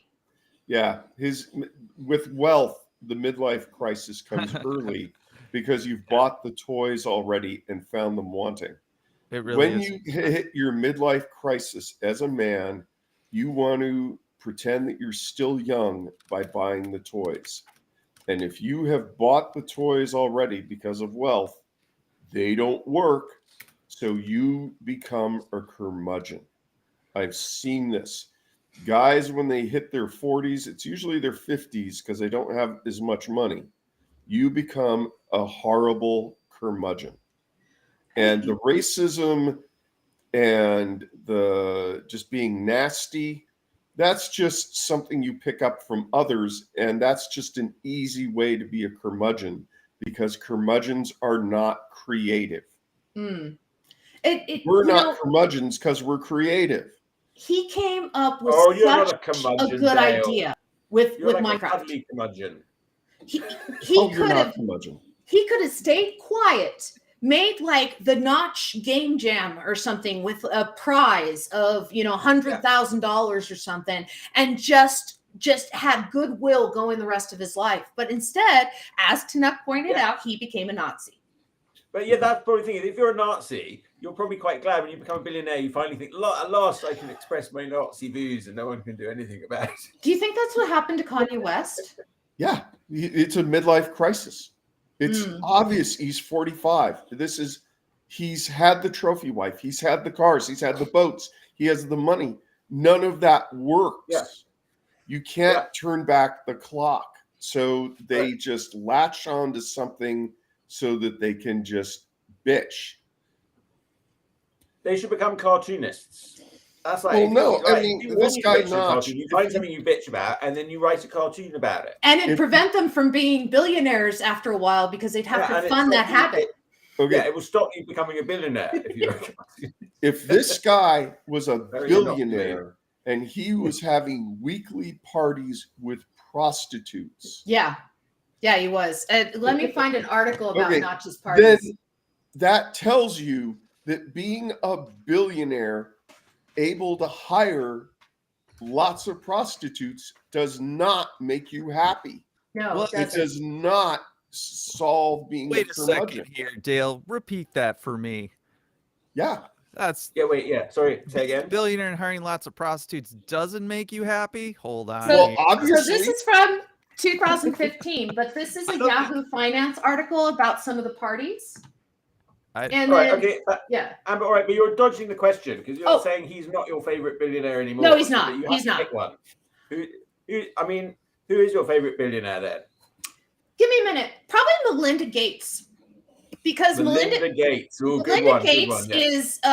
Is Bill Gates' ex-wife. They divorced because of his cheating and stuff like that, and she got 50% of his fortune. Because, you know, 50% of it. Yeah, they didn't have a prenup when they got married, and they divorced in California, so she got 50%. That doesn't sound So what she did is she continues doing the Bill and Melinda Gates Foundation and all of their charitable stuff. And he has, gone back to handling Microsoft and, doing whatever Bill's doing. By the way, he was a guest on Epstein's Island and stuff like that. I'm not a big fan of him, but Melinda Gates has a good heart. And she seems to really be doing the right thing with the money. Yeah. All right. Was Charles All right, you've got a Schulz morally ever a billionaire, upstanding or billionaire. was that Fine, just fine. Dale, news? who's your favorite billionaire? Was Charles Schulz ever a billionaire? Mm-mm. I know. Okay, I don't have one. No, that's not allowed. I'm sorry. We're entering the time of the billionaire wars. Billionaires You have to would pick a be- side. Okay, then Prince Charles. All right. Oh wait, Ugh. King Charles. Why? You could have Because Yeah, I it like him annoys too, a actually. lot He's of quite people. good, yeah. He does watercolor paintings and Yeah, he's he's a pro the painter. environment. That's And pretty he is good. pro environment, and he's also pro old architecture. The only thing he did wrong was marry a hot girl against his wishes. against his wishes. Well, I think his family was putting pressure on him because Oh, he yeah, couldn't he had a marry lot of Camilla pressure. because she was a commoner, right? No. She was divorced. That was the problem. Okay. Remember, he was going And to a be the little head too of the closely church. related as well, probably. It also They didn't needed fit a bit into the more narrative. diversity in the gene pool. That was part of Diana, is that she was well outside their regular gene pool. The other thing And is, that worked out because they got two quite healthy, upstanding looking boys. Although I'm not sure about Prince Harry. there was a getting lot of question shit whether for or his not new TV Camilla show. would provide the That's- heir and the spare. But the Queen started all that being on TV. She did, they've done that before. So yeah, whatever. But All right, that's a good choice, Dale. I like it. You're well done, Dale. Like, you guys came up with good billionaire choices. I'd Yeah. like to Chris, meet Chris and I went for the old Round of applause. hat, Elon Musk and Thanks Bezos. But Thanks for picking those billionaires, everybody. I still think Well, I Bezos is going think to kick what all of your Amazon- billionaires' asses I Billy think what Bezos is gonna Amazon's win done to the country is in the evil. billionaires' wars. I don't know. Like it's interesting that people are always like, oh, there's a cabal trying to control things and stuff like that. But we're having There this is. conversation about people that have billions and billions of dollars that really do have meetings with each other, making Yeah. deals that affect everybody on the planet. What's to say they're not the cabal? Yeah. Yeah. This idea of Yeah, we're like a cabal here, though, but our decisions don't affect anybody. there's this idea And that- Tanuk Big says cabal. We're trying to Mark control the planet, Cuban seems nevertheless. decent. I mean, of course they are. I mean, of course, everyone's trying to control the planet. Everybody is trying to control as much of their sphere bubble reality around them as they possibly can. And it's an But it illusion. keeps getting interfered by other people's reality bubbles. That's the problem. The big problem that we're going to have is once the technology for billionaires to really extend their lives, then we're going to have a problem. We have it now with this money staying within the families and the children being indoctrinated into a worldview. But once we start having technological immortality, we're going to have a big problem with billionaires. I don't think that's a good thing. I think, like maybe I'm just like old school and traditional, but I just feel like there's a billion years of evolution behind organisms having a lifespan, and there's probably some wisdom to that. And if you want to extend your lifespan to several hundred years or whatever, I don't think that's going to be good for the population. Having 500-year-old vampire billionaires, not going to be a great idea. Mackenzie Yeah, well, Scott. like God Emperor. We're back to God Emperor of Dune again. I mean, he had also had prescient foresight though, which sort of helped him. But he realized that he had to become a tyrant for like 5,000 years or something, because that was the only way to sort of get the human race on the right course that would ultimately, According to a list that I found, Mackenzie Scott is number 52 on the richest list. She's worth 26.2 billion, and she's mostly known as one of the executives is Amazon. But she keeps going down on the list because she spends more than she makes in a year on charity. Good for her. Yeah, I didn't know about Women Mackenzie billionaires Scott. are far too morally upstanding. I don't know. Think about- The whole point Can of we being a change the billionaire is subject you do from whatever you want. billionaires? helping people with What do you charity. have, Well, Dave? What do you okay. What about past rich people that gave us great things? Like J. Paul Getty, awful person, gave us the Getty Center. Good thing. Okay. Can I You attack know? millionaires? Just Mark like- Zuckerberg gave us the Zuckerberg General Hospital in San Francisco. Well, Did he expanded it and gave it his name. Yeah, Oh. yeah, he did a massive expansion to the General Hospital. Yes, and now it's called the Zuckerberg Hospital. And that part looks like it was built in the last 100 years. I don't know if you looked at the rest of that hospital. It looks like it got built in the 40s. Yeah, yes. I mean, well, I went to it before, and it was not in. It was a rather. It was like a historical tour going to it previously, so it is definitely more modern. Chuck, can you see? One thing. Can I see? Yeah, can you see? With Yeah, your I can see. bare head? Do you see like that octopus that can change its color in the dark? Are you seeing like that? He's seeing like No, Daredevil. it's the trick of the trade. I won't tell Well, you. remember, studies have shown a great deal of what we see is actually something that's being created by the mind. Yeah, they've done that. Have you heard of the experiment where they had videos of a bunch of balloons and they asked research subjects to count the balloons in the picture, and in the middle of the video they would have a person in a gorilla suit walk through the balloons while people were counting, and half the people didn't even see the gorilla. Yeah, because they're in the process of counting the balloons, that when it went through, they didn't see the gorilla. When they were asked, so did you see the gorilla? What gorilla? Yeah, that's proof of God. That's proof of God? Yeah, that was it's a long story. I was talking to a veteran. I don't want to belittle this story because it's true. I was talking to a veteran who was telling me about his religious beliefs, and he had a significant event happen to him in combat where he survived and someone didn't. And so we were discussing fate versus chaos. And we were talking about our perception of reality has a lot of blind spots. And he brought up the video, not the balloon one, but the one of the basketball players where they're passing the basketball and the guy in the gorilla suit walks through and you don't notice, as an example of just such a gross blind spot. And what he didn't realize was when we talked about it that day, it was National Gorilla Suit Day, and I had a brand new gorilla suit in the trunk of my car.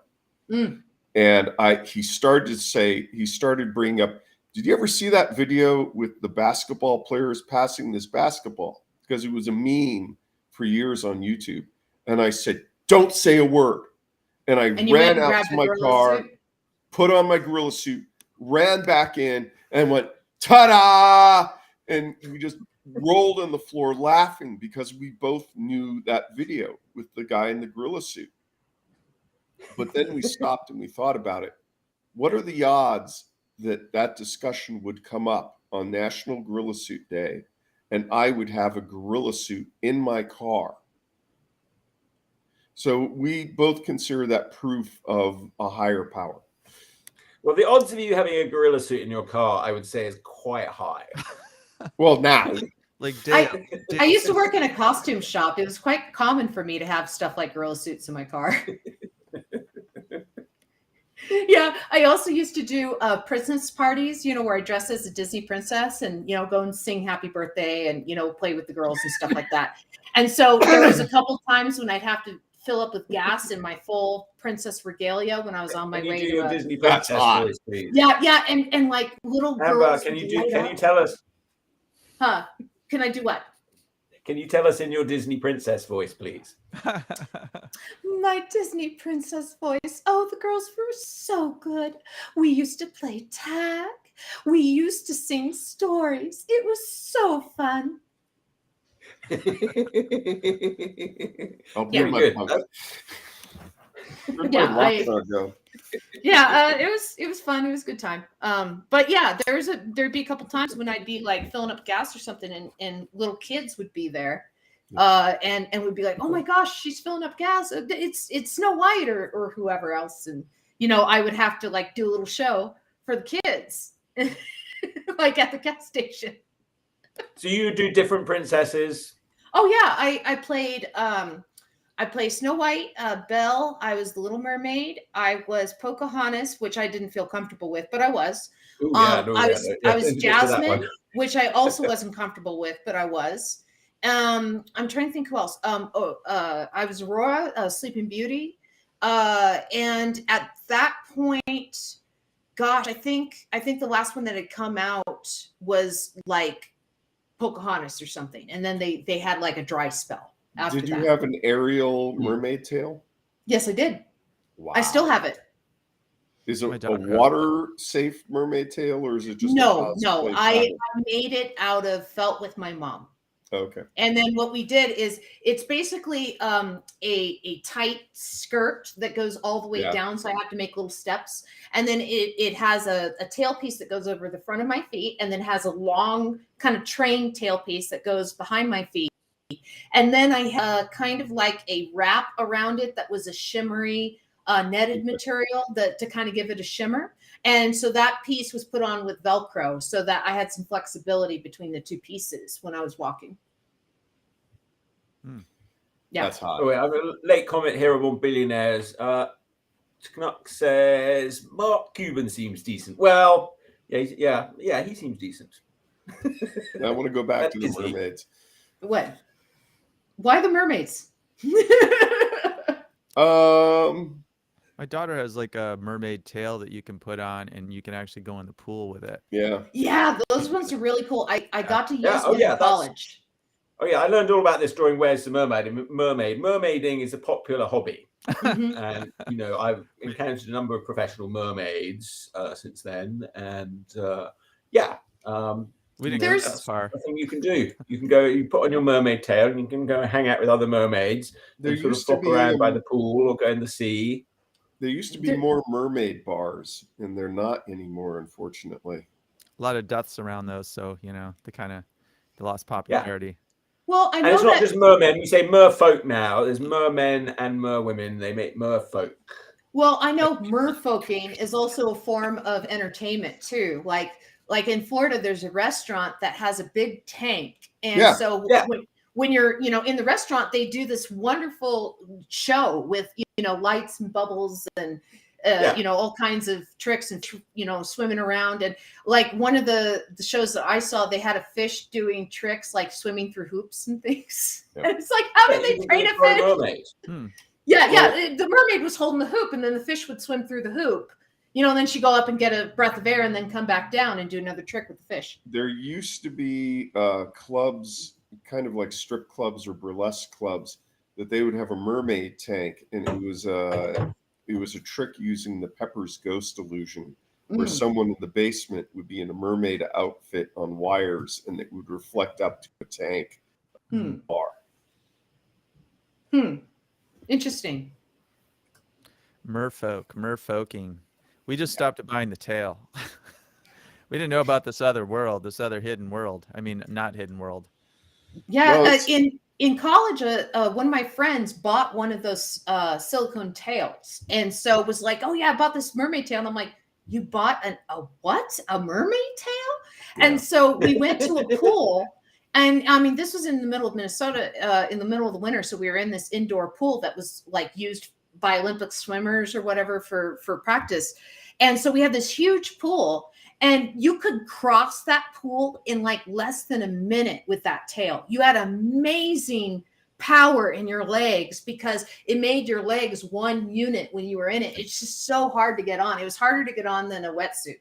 There's actually things that you can wear for swimming that aren't mermaid cosplay, but designed like a tail that will. Yeah, where you put both your feet into them and they're a fin. I mean, those flippers that you can put on are just amazing what they add, in terms of speed. I swam in high school. I was on the swim team in high school. And man, those flippers make you Olympic quality like that. Oh yeah, I love flippers. Yeah. I'm terrible swimming. My feet are very sort of small and floppy. But actually, with flippers on, I can swim pretty well and fast. That's good. Yeah, I definitely need fins, or fins as they And you tend can to get call them it. for your Even just hands little too. ones actually make a huge difference. So, Chris, what was your event? I think I swam the 50, which was kind of like the I don't know, the McBurger of, it's just 2 lengths. Yeah. You don't have to have a lot of endurance. It's crawl stroke. Everyone knows the crawl. I never swam like butterfly, which is like impossible. That shouldn't even be a stroke. Should get rid of that. I can swim butterfly without getting my head out of the water, right? And you can't do that because then you don't breathe. Yeah, that's a big problem with swimming. You could do it Yeah. 25 maybe. Like just Yeah, jump I can length. swim about half the length of an Olympic pool with butterfly before I lose my rhythm because I have to lift my head out of the water and then I lose my rhythm. You need so much strength to get your head out of the water. I mean, who thought of that? That's just a show-off stroke. That's not like a practical stroke at all. That's just a look at me stroke. I could never do it well. I did 1,000 meter of the breaststroke was my event. So Yeah, I mean, the breast, really 1,000 meter? I thought the longest we had was 500, and that was like 20 lengths or something. That was insane. I was on the swim team, and I did the entire season my freshman year, and so towards the end of the season they have longer and longer events. God damn. I mean, I could see the breaststroke. That's a great stroke. It's stealthy. It's not the fastest, but it's stealthy and it's comfortable, and you always get, breathing is easy. But yeah, I was just so on the swim team. And also, the swim team guys are a bunch of jerks. I will second that. Yeah. I remember when I was on the swim team, they had a shaving party, right? Because when you're on the swim team, everybody shaves all their hair, and to make themselves more, slick in the water, right? Yeah, I'm sure that's what it was. Yeah, so they had a shaving party, and I wasn't Otters invited. are covered in fur. Seals are covered in fur. I know. They'd be faster if they weren't. Yeah. Oh, the dolphins aren't though. It's like a team building event, but yeah, I wasn't invited. I wasn't friends with I'm sure it was a team building event. How many otters have medals? That's my question to you. That's right, because they don't shave. They should. Good. That's a fun didn't- team building event. We should do that. We should all shave off all our body hair. We didn't shave until You the end start, of the season, Chuck. Amber. Like, we didn't start until the end of the season when things got competitive. So everybody, and only the people that were going to, like, states or whatever, because I think it was one of these things where, like, it's gonna it'll take off a little time, but you don't want to be like hairless for the whole season. No. For some guys, shaving was a lot of work. Yeah. Plus, it's really itchy when it grows back. Yeah. Not that I would know. Shaving No, parties. I just We didn't have shaving not- parties either. We didn't not like, invited to the shaving party, and you come to practice on Monday, and like everybody like has their head shaved and their like arms and legs shaved and stuff like that. And they're like, "Oh, we didn't see you at the shaving party." It's like, "Oh, I wasn't invited." Oh, sorry. we didn't have a party for that. Everybody did it on their own time, and nobody shaved their head. They just wore caps because No, our team went full head shave, and they, like I said, it was like a team building exercise. And the swim it wasn't. teacher. Yeah, and the swim teacher. Which team did better? Which team did better? Your team or Chris's team? Who I went think further in Amber's the team did. competitions? I think Amber's team did. I 'cause made it to CIF. I don't know what that is. What is that? California interdimensional something. It's the division that you get to for like your region before your region is competing to other regions in state sound better. finals. Yeah, so I didn't get to like where I'm like competing against like Sacramento or whatever, but I was competing against like San Bernardino. What about you, Chris? I didn't realize that Chuck's book has a mermaid pug. That's hilarious. Yeah, Merpug. Yeah, I like that too. I was I like, thought it you should said be every called scene. Where's the Merpug? I didn't know you had this book, Chuck. I love it. Oh, it's an awesome book. Oh yeah, Where's the Mermaid? One of my favorite ones because I got to write the story on it, and I got quite a good story in there. I think about diversity in the environment and all sorts of other things going on. But but Chris, you didn't make state championships or anything like that. I was in Michigan, and Michigan, I don't think is quite the swim state that California is, because a good portion I would of agree the with year- that. Well, you weren't shaving your body hairs and getting to the state finals, yeah. Which Yeah, you did. I mean, So- there No, was in like California, people shave themselves for different reasons. They have to have the excuse of the swim team in other states. But this is all very old-fashioned. I Because in know- the future, we're just going to be watching little robot fish go up and down the pool. little You think robot. it's just going to be little robot fish with AIs? Oh yeah. Are we They're going to gonna be have human little sports, robot human ground ice skaters take bats to other little robot ice skaters' knees? Yes.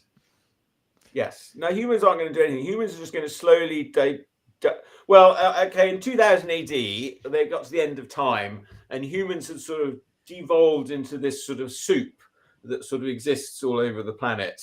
But then it creates these sort of psychic storms that come out. They're full of all the sort of demons and stuff like that. I think that's the end of the anime Evangelion. Yeah, they stole that. From The Bertrand. what's it called? The singularity. Yeah. I just remember at the end of Evangelion, like everybody turns into soup and like their souls explode and then they're all swimming around a giant Rei Ayanami. I don't know if you ever saw it. It sounds like the beginning of things. You No, know, I didn't see that one. Now I just want Yeah. ramen. Ocean.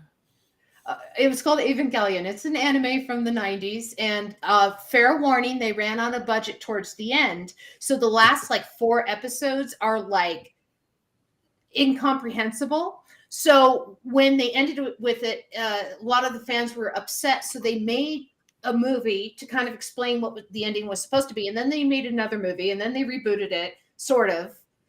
But it's kind of a continuation because Shinji rebooted the world. It's I can't explain it, but I can't That's a explain good it. review. Yeah. It sounds like the beginning of the planet. You know, I it do sounds want to like point it's- out that Sabrina, that Huey, my cat's who owns the pug dog Coco, Coco is a mermaid dog. Sabrina got a hot tub, and that's one of the things that Coco loves to be in. So much that they have to cover it when they're not there, otherwise the dog will jump in it. Pugs That's a are dog that- surprisingly dynamic. They're like little potatoes. If potatoes could swim. That's why Chuck picked it. That's why Chuck has the pug in there. That's Yeah. why he won out over all the other species of dogs or breeds. Yeah, well, I don't know. Yes, people seem to like pugs for some reason. For mermaid fans like pugs. I don't know why. I discovered this. Now here's my question. So pugs, like they have breathing problems and stuff. Oh, yeah. A mer pug, is it an air breather or does it have gills? No, it has gills. Okay. Have gills? It lives under the water, but they Okay. can also breathe on the land. All right, here's Nemesis at the end of time. Well, I don't know how Whoa. well you can see that. Let's see. Oh yeah, then they sort of come out of the water here, and they're sort of in these suits. Clever. What goes on here? Oh, here they talk about what happened. They all sort of decide to sort of give up and just go into the sea. Is this from 2000 AD? Yes, Okay. from somewhere in the middle of the 80s. Okay. This is what we were all on. Yeah, they sort of fall in the sea and sort of dissolve in the primordial soup. Yeah, this didn't make it to the United States, so this is sadly. the first time I've ever seen this. Oh, and then of course Torquemada, who's the evil human. The humans are very evil in the future. In this story, they're basically, Torquemada. He wears like one of these hoods. He's like the Inquisition, and they're trying to cleanse the galaxy of the impure aliens. But they've decided that humanity in the future has become aliens. So Torquemada starts using them for fuel. Tanaka has a good point. He says, Chuck, humans are pretty evil now. Yeah, that's what I was going to say. this is the So you're saying fundamental the premise future of humans are 2000 AD. similar to the So Torquemada is using them for fuel, and that sort of unleashes this sort of psychic fury of all these things that This is spewing out. awesome. Like I love the art. This is what do you name? Brian Talbot. Oh, of course, Brian. Yeah. This was one of Brian Talbot's greatest runs, really, on Nemesis. Yeah. So he did all the art and the coloring himself, right? Yeah, I generally I don't know. It would only have, like in those days, they would only have one central spread of color, which normally went to Judge Dredd. Okay. So, they Don't worry figured about here, tonight. well, this is so good, we're going to give this one the color. Yeah. Yeah. Well, Brian and I worked on Tales of a Forgotten Planet together.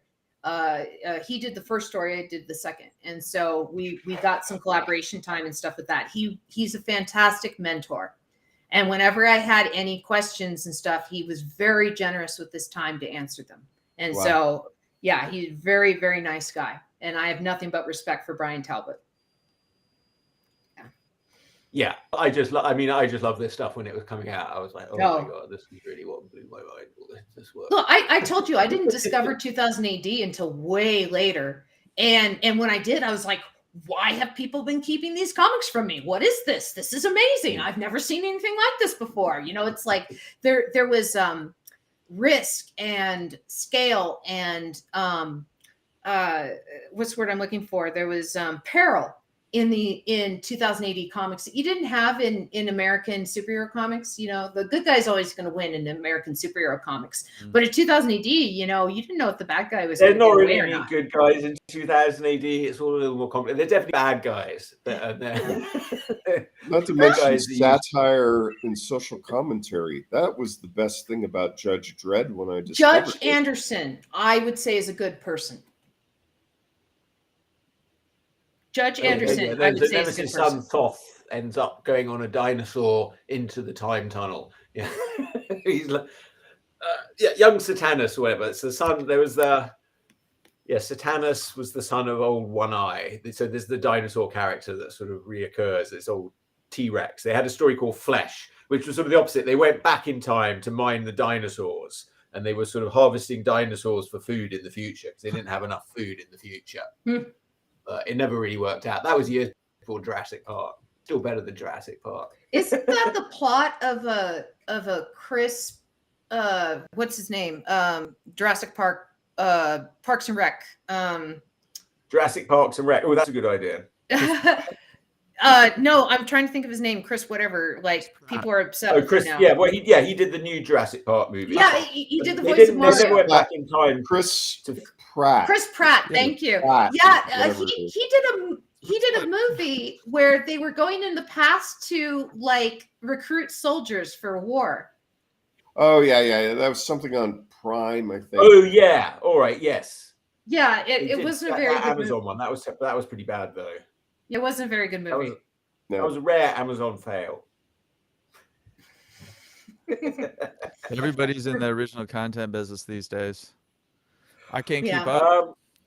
But yeah, well, they're stealing ideas. They're continually stealing these ideas from 2000 AD because that was in the 70s where they were Flesh. They were going back. So, and I think they had to stop doing it because it was a bit gruesome. But they went back. They farmed dinosaurs. People went on tours back to the Jurassic. They realized there wasn't really much of a problem with the butterfly effect. It was a sort of manageable problem. Judge Dredd stole a lot. The problem was that the dinosaurs were a bit smarter than they thought and fought back. The lawgiver from Judge Dredd was stolen from the book Logan's Run. Was Logan's Run written before that? I thought it was. Well, I'm thinking of the movie. Yeah, Logan's Run came out. The novel came out in the 60s, and the gun that's in it was adapted to be the lawgiver in Judge Dredd. Possibly. No, I'm sure of that. But the lawgiver's been updated since. We need a fact check. Like the original Judge Dredd, he was more supposed to be like sort of Clint Eastwood, Dirty Harry. Yeah. Sometimes he is drawn. There's one artist, Cliff Robinson, who's pretty good, who always tends to draw him more like that.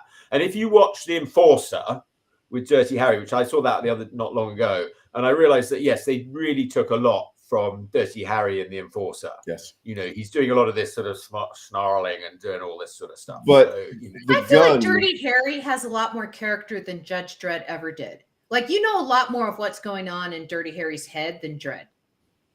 Yeah, I mean, Dirty Harry's a human being, but sort of the way he was. But also, Dredd, you learn a lot about him over the years. I mean, you know quite a lot about him. You know what he thinks. You know what goes on in his head. You know the sort of debates that he has about it all within himself. Mm-hmm. You know like what his relatives like. At some point he finds all these sort of clone cousins out in the cursed earth who are all sort of somewhat muty. But now we have a pretty good idea of what an unscarred Judge Dredd face would look like. We still don't really know what his actual face looks like. But he's a good guy. You know, in the context of his world, he's trying to do good. But I wouldn't describe him as a good guy. Yeah. Well, he's law over good. He runs into the burning building to save the baby. I mean, that's a very, that's. I always interpreted Judge Dredd as an anti-hero put in the hero's role. You know, he's like in that world, he is the law. You know, he's a judge and everything like that. But the world's so far gone that it's very far gone. Yeah, that it's like he doesn't always do the right thing. And when he realizes he hasn't done the right thing, like when he's, hurt an innocent or whatever, he's like, whatever, Sylvie. Collateral damage. Yeah. Well, he might. Judge Dredd is a comedy, so he's arguably the straight man. Yeah. I think that's a good analysis, Dale. Yes, he's sort of the straight man. It's an absurd world. He's like a good tough. He's trying to do his best. But and he does best. He's amazing. He's by far the best judge. They want him to be chief judge sometimes, but he's always like, no, I don't want it. I'm a street judge. Does Dredd and Tank Girl live in the same world? No, I don't think so. No, because Tank Girl was a different comic. It was like, although Jamie Hewlett drew for 2000 AD, and he probably worked on Dredd at some point. But Tank Girl appeared in Deadline magazine. Okay, and there was a lot of crossover, and a lot of artists worked in Deadline. But I don't believe that's technically the same universe at all. Okay, I just didn't know. Like 2000 AD invented like multiple universes and crossing universes and all this sort of stuff. So yeah, well, they did way more of that with American superheroes. Yeah. Hey y'all. All right, it's 11 o'clock. Yeah, I'm gonna go bye. No. So I can take nappy nap. I have stuff to do. I don't want to stop. No, I got to finish page 2 today in order to hit my deadline because I got to start turning in pages to Key Spot. Yeah, I got to finish at least 5 pages before the end of the month.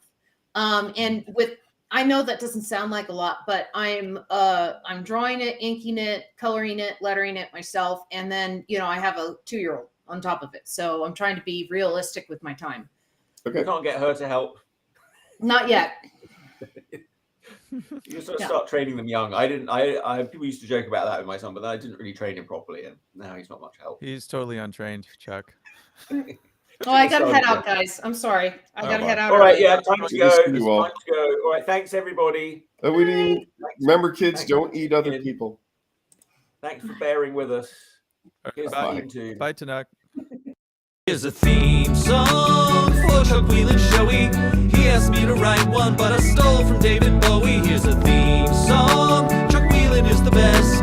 We have lots of hosts, but we're running out of gas. Will you be our guest on? Will you be our guest on? Be on the Chuck Whelon Show. Whoa, whoa, whoa, whoa, whoa, whoa, whoa, whoa, whoa, whoa. If you're gonna have a show, you